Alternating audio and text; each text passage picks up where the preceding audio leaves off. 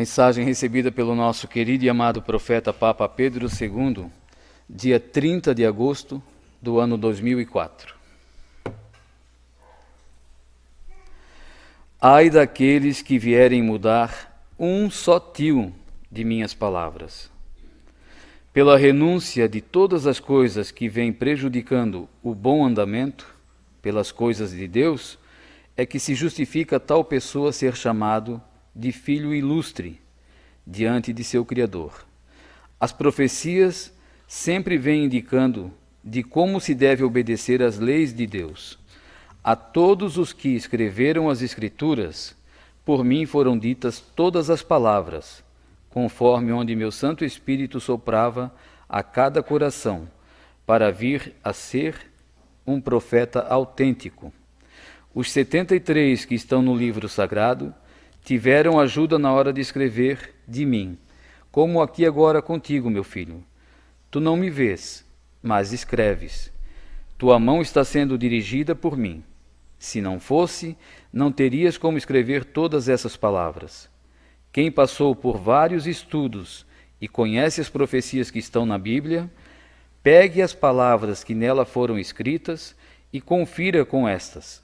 Depois de um bom exame, por si considerará: este homem é um verdadeiro profeta. Sim, diz ele, eu não teria essa capacidade de escrever tanto assim. Como pode um simples homem escrever com tanta naturalidade?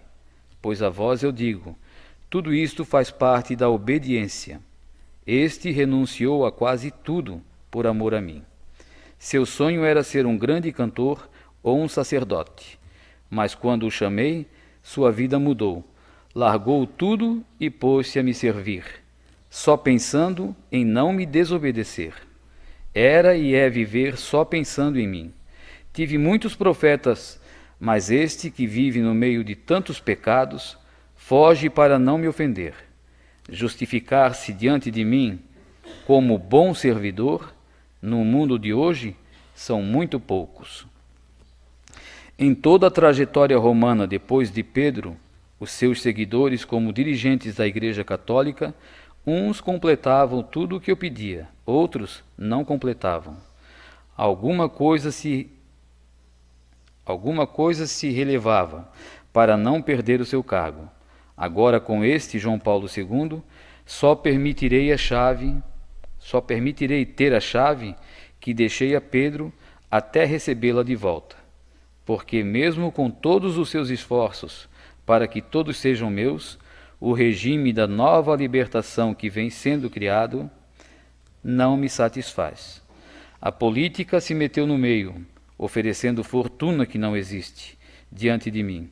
É como dizem, vida nova.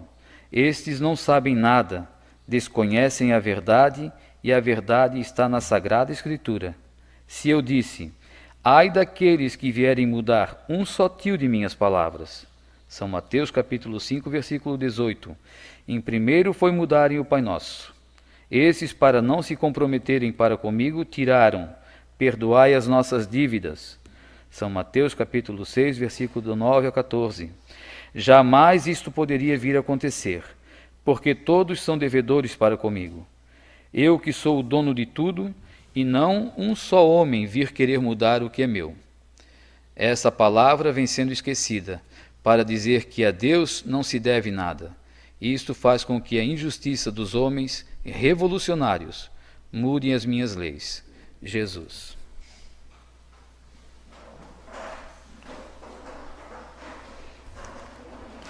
Em toda a trajetória romana depois de Pedro, os seus seguidores, como dirigentes da Igreja Católica, uns completavam tudo o que eu pedia, outros não completavam. E hoje, a maioria não está completando o que Deus deixou. Ele está falando aqui, essa nova lei que estão criando, né, dentro da Igreja Católica, e vocês sabem que isso está acontecendo, vai piorar, com certeza, porque as palavras que Deus envia, como ele falou aqui, para ser um profeta, primeiro passa por vários testes, para depois então Deus passar a palavra dele. O profeta foi chamado em 72, em 94 que ele começou a receber a mensagem. Esse tempo ele passou por uma purificação para saber se ele era verdadeiro, se ele era fiel, se ele era obediente. Então mereceu receber essas palavras. Então essas palavras são puras e santas. Elas não podem ser revogadas. Deus não vai dizer que aqui era só para assustar a humanidade. São verdadeiras. E diz que vai acontecer. Em uma outra mensagem, não sei qual é mais a data aqui, mas ela fala da argola preta que usam no dedo. É um símbolo deles, para eles se reconhecerem um ao outro. E lá naquela mensagem Jesus diz: não recebam nada da mão desses, nada tem a ver comigo, do que eles fazem. Então eles se comprometeram com o inimigo. E lá agora, para acabar de confirmar isso que Jesus já vinha falando nessas mensagens, ele também lá, o dirigente da igreja agora, o topo da igreja, né? Para eles, né? Não para nós. Mas também recebeu essa argola preta de novo, de presente. Então eles se reconhecem um ao outro. É um símbolo que eles usam. Daí vão dizer, mas não é tanto assim. Então essas palavras não são verdadeiras. Jesus está falando aqui desse assunto. Agora que ele toca nesse assunto de novo, a política se meteu lá no meio. E vocês estão vendo, através da TV, de redes sociais, o que está acontecendo. Mesmo assim, ele abriu as portas para que tudo possa acontecer, do que eles querem profanar a Igreja Católica, e depois ele se faz de inocente. Para as pessoas acharem, mas ele não tem culpa, ele não concordava com aquilo ali. Não, ele abriu as portas. Ele é o falsário que Jesus fala. Jesus diz aqui, alguma coisa se revelava para não perder o seu cargo, se relevava para não perder o seu cargo. Agora com esse João Paulo II só permitirei ter a chave que deixei a Pedro até recebê-la de volta, com João Paulo II. E tem outras mensagens que fala que João Paulo II era o último. O que iria receber já estava com a mão na cadeira papal, já não era iluminado pelo Espírito Santo. Então não precisa, nós que estamos nessa caminhada, nós que sabemos da verdade, não precisa ficar se lamentando que isso está acontecendo. Tem que acontecer, senão Jesus não vai voltar. Mas nós não precisamos estar junto com eles, não precisamos compactuar com eles. Nós temos que levantar a bandeira da paz, nós temos que falar a verdade. Quando abraçou essa causa, aqui nessa mensagem Jesus diz, né? Ele mereceu. Os 73 que estavam no livro tinham tudo ditado por Jesus. Esse que aqui agora está escrevendo, Pedro II, por obediência ele mereceu. Por obediência e não por desobediência. Tudo fazia para não desobedecer a Deus. Como que eu posso assumir um cargo desse e servir a dois senhores? Agradar aqui, o que está na mensagem, e agradar ali fora, quem quer fazer a vontade deles próprios. Não pode isso daí. Abraçou a causa, assuma, seja verdadeiro, enfrente. Jesus foi até a morte de cruz por nós. E nós temos uma vida mansa, uma vida tranquila. O que é esse sofrimento que nós estamos passando? Nada. Mas Deus quer a nossa fidelidade. Ele ainda está dando esse tempo para ver até que ponto nós vamos.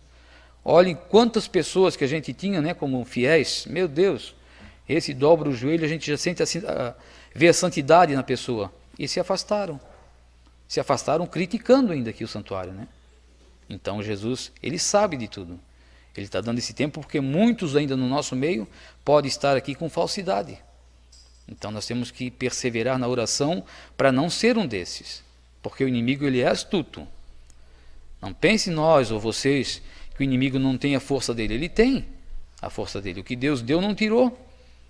E nós, se não tivermos a oração, se não tivermos firmes aqui no Santíssimo Sacramento, na confissão, na comunhão, junto aqui na adoração ao Santíssimo, nós podemos cair sim. O inimigo ele é astuto. Com pequenas palavras, com pequenos deslizes nossos, ele pode passar a perna e nós caímos na conversa dele. Essa misericórdia que Jesus fala até o fim, nós temos que acreditar nisso, né? A misericórdia dele é infinita. Ele vai perdoar quem busca ele com fervor, com amor, com dedicação, com fidelidade, mas precisa buscar ele. Não é ele que vai lá te resgatar, tirar do erro. Você precisa sair do erro e ir ao encontro dele. Precisa pedir para ele. Ele quer isso, mas você precisa fazer isso. E aí, quando for perdoado, esquecer o passado. Tem pessoas que dizem, mas vocês não perdoam. Mas não é questão de perdoar ou não. Quem sou eu para perdoar? Quem perdoa é Deus. Da minha parte, eu estou satisfeito com tudo. Agora a pessoa quer permanecer no erro, eu não vou estar junto com ele no erro. Quer vir participar conosco desse encontro, dessa vida religiosa que a gente leva, dessas orações, dessa Santa Missa, todos os dias aqui no santuário, as portas estão abertas. Agora, quer dizer que é um filho da luz, é um ceifador, mas vive lá fora no erro? Não é. Está enganando a si próprio, né? Deus é um só, a palavra dele é uma só. Não dá para servir a dois senhores. Olha o que ele fala nessa mensagem aqui, ó. Todos os 73 que escreveram o livro sagrado tiveram ajuda na hora de escrever de mim. Como aqui agora contigo, meu filho. Tu não me vês, mas escreves. Tua mão está sendo dirigida por mim. Se não fosse, não terias como escrever todas essas palavras. Recebesse essa graça pela obediência, porque foi obediente. Então Deus, quando a gente é obediente, Ele também nos recebe. O Evangelho de hoje fala sobre isso. Se nós que somos pecadores sabemos dar uma coisa boa para os nossos filhos, imagina Deus. Mas nós precisamos pedir com fé, com amor e fidelidade. Ninguém engana Deus, porque Ele deixa livre. As pessoas acham que estão enganando, né? Está iludindo, mas está enganando e iludindo a si próprio. Na hora da cobrança, na hora de prestar conta, vão ter que prestar conta. Isso não era para ser mexido num tio da palavra dele. Hoje estão mudando tudo o que é dele. Acha que ele vai deixar isso barato? Eles vão ter que prestar conta. E quem estiver junto, vai junto. Tem uma mensagem, uma outra que fala dos sacerdotes que se envolveram com isso. Na mensagem fala, mexeram com o suor do inimigo, né? Acho que ficou no corpo o suor do inimigo para servir de testemunho depois. Não sai mais aquele cheiro. Então, não adianta depois dizer assim, mas eu não estava lá, eu só fui ver. Não, participou, estava lá junto, está no teu próprio corpo. A prova que você também foi traidor, lutou contra as coisas de Deus. Então, nós devemos estar sempre atentos a isso tudo. Jesus mandou 4.708 mensagens, ele diz aqui, a palavra só é dirigida com permissão dele. Se foi Nossa Senhora, se foi os anjos, se foi os santos, mas com permissão dele. Então, tudo que está aqui é com permissão de Jesus. Essa obra é pura e divina. Então, não é o profeta. As pessoas dizem, mas meu Deus, tem que seguir tudo que o profeta fala. Não é ele. É Deus através dele. Vejam vocês que aqui em Taquaras, nós temos uma grande parte, é família nossa, né? Primos e de terceiro, de quarto grau, mas são primos. Ninguém participa aqui do santuário. Não querem saber, mas eles sabem da verdade, porque nós nunca ficamos calados.